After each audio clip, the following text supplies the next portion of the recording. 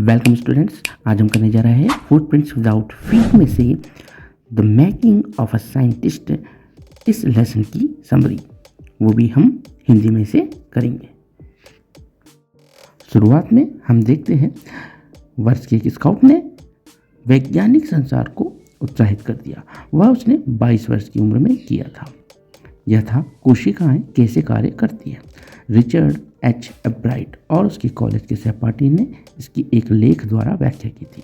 National academy of science की proceeding यह उसकी प्रथम उपलब्धि थी। यह तितलियों से आरंभ हुई थी। इस लेसन में हम एब्राइट के बारे में जानेंगे, जिनकी सोच एक वैज्ञानिक सोच थी। एब्राइट अपने माता पिता का इकलौता पुत्र था। वे पेंसिल्वेनिया में रेडिंग के उत्तर में रहते थे। एब्राइट ने लिखा था कि करने के लिए कुछ नहीं था। वह फुटबॉल या बेसबॉल नहीं खेल सकता था, परंतु वह वस्तुओं का संग्रह कर सकता था।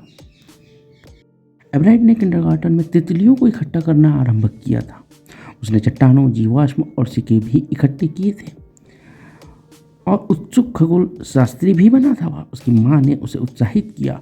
वह उसे दौरों पर ले गई। उसने उसके लिए टेलीस्कोप, माइक्रोस्कोप, कैमरे और दूसरा सामान भी खरीदा था।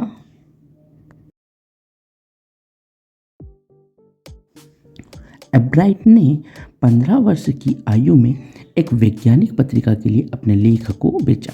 यह बेसबॉल के खेल में होम रन लेने की तरह से था। एब्राइट की मां ने कहा था कि वह उसके स्कूल जाने से पहले तक की उसकी मित्र थी। वह उसके लिए गृह मित्र लाती थी। उसके पति की मृत्यु के पश्चात वह उसका सारा जीवन था। रिची उस समय तीसरी श्रेणी में था। रिचर्ड एब्राइट का घर का नाम रिची था। एब्राइट की माँ रिची के लिए कार्य तलाश करती है। यदि उसके पास कुछ करने के लिए नहीं होता या सीखने के लिए होता था, वह सीखना चाहता था। उसने स्कूल में उच्च स्थान प्राप्त किया। वह जब तक दूसरी कक्षा में था तो उसने तितलियों की 25 नस्लों का संग्रह कर लिया था। ये उसके शहर के आसपास पाई जाती थी।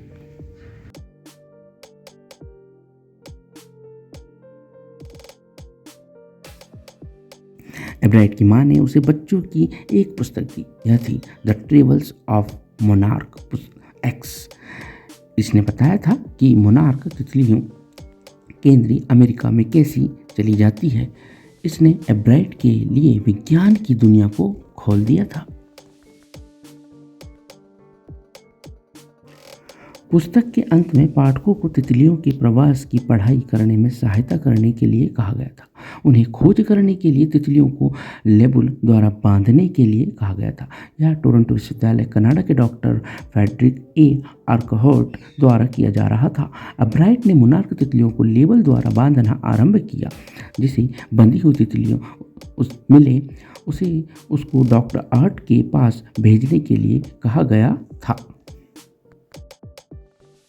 अगले वर्ष उसके विज्ञान मेले का प्रोजेक्ट था मत का परीक्षण करना। यह तथ्य था कि वायसराय तितलियां मोनार्क तितलियों की नकल करती है। मत था कि वायसराय तितलियां मोनार्क की तरह दिखती है, क्योंकि मोनार्क पक्षियों को स्वादिष्ट नहीं लगती, वायसराय पक्षियों को अच्छी लगती है। इसलिए जितनी अधिक वे मोनार्क की तरह दिखती है, उतनी ही कम वे एक पक्षी को खाना बनती है। उसका प्रोजेक्ट यह देखना था कि क्या पक्षी मोनार्क तितलियों को खाएंगे।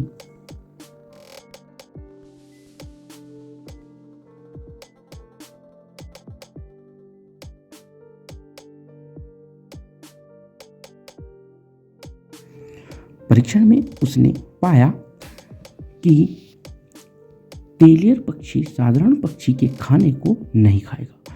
यह सारी मोनार्क तितलियों को खा जाएगा जो उसे मिलती है। यह प्रोजेक्ट प्राणी विज्ञान विभाग में पहली आई। यह देहात विज्ञान मेले में तीसरी रखी गई। हाई स्कूल में अपने दूसरे वर्ष एब्राइट ने शोध कार्य आरंभ किया। इसके उस द्वारा एक अपरिचित कीड़े हार्मोन की खोज हुई। अप्रत्यक्ष रूप से यह उसकी कोशिकाओं के जीवन पर नए मत की तरफ ले गई। प्रश्न जिसे उसने उत्तर देने की कोशिश की। आसान था। मोनार्क प्यूपा के ऊपर 12 छोटे छोटे सुनहरी निशानों का क्या उद्देश्य है? हर एक व्यक्ति ने सोचा कि निशान सिर्फ सजावटी थे, परंतु डॉक्टर आहार्ट ने इसमें विश्वास नहीं किया। उत्तर जानने के लिए एब्राइट और एक दूसरे विद्यार्थी ने एक उपकरण बनाया। उसने दिखाया कि निशान एक हार्मोन बना रहे थे। यह तितली के पूर्ण विकास के लिए आवश्यक था। एब्राइट की इस प्रोजेक्ट ने देहात में मेले में प्रथम स्थान मिला। इसने अंतर्राष्ट्रीय विज्ञान और इंजीनियरिंग मेले में भी उसे प्रविष्टि दिला दी। हाई स्कूल में जूनियर के रूप में उसने मोनार्क प्यूपा के ऊपर उच्च परीक्षण जारी रखे। उस वर्ष उसकी प्रोजेक्ट के उसे अंतर्राष्ट्रीय विज्ञान मेले में प्रथम स्थान दिलवाया। अपने सीनियर वर्ष में मोनार्क की पर से एक कल्चर में कोशिकाएं विकसित की। उसने दिखाया कि कोशिकाएं बटेंगी और एक आम तितली के परों में तभी विकसित हो जाएंगी। यह तभी होगा यदि उन्हें सुनहरे स्थानों के हार्मोन्स के भोजन मिलेंगे। उस प्रोजेक्ट को अंतर्राष्ट्रीय मेले में प्राणी विज्ञान के लिए प्रथम स्थान मिला। उसने आर्मी प्रयोगशाला और अमेरिकी विभाग की कृषि प्रयोगशाला में भी कार्य किया था। आने वाली गर्म ऋतु में एब्राइट कृषि विभाग की प्रयोगशाला में वापस चला गया।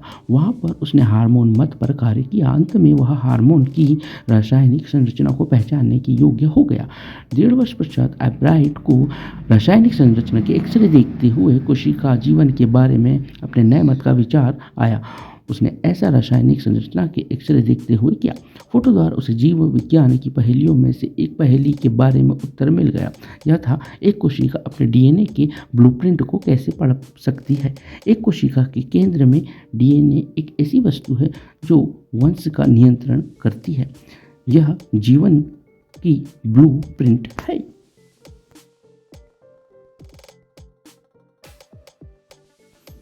एब्राइट और उसके कॉलेज के सहपाठी जेम्स आर वांग ने तस्वीरें बनाई और प्लास्टिक के मॉडल बनाए। उन्होंने इन्हें ऐसे दिखाने के लिए यह कैसे हो सकता है किया।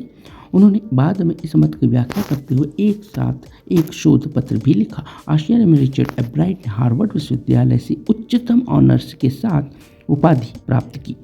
वह हार्वर्ड मेडिकल स्कूल में स्नातक शोध विद्यार्थी भी बन गया। वहाँ पर उसने अपने मत का परीक्षण करना आरंभ किया।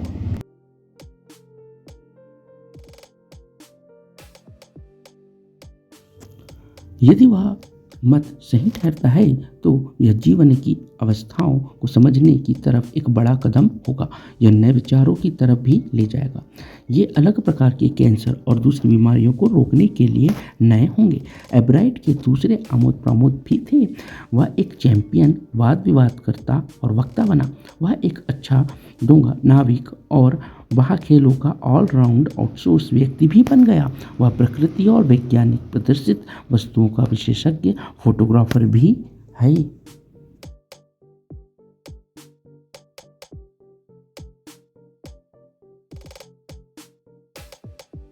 आगे एब्राइट को प्रशंसा करने के लिए एक व्यक्ति भी मिल गया।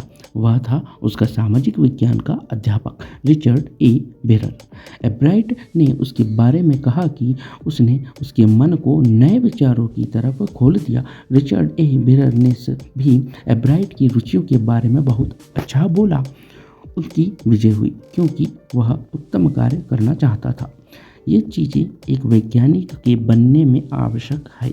उत्तम दिमाग से कार्य प्रारंभ करो, उत्सुकता डालो और सही कारणों के लिए जीवन की इच्छा शक्ति मिलाओ। एब्राइट में ये सारे गुण थे। यहाँ हमारा अध्याय समाप्त होता है।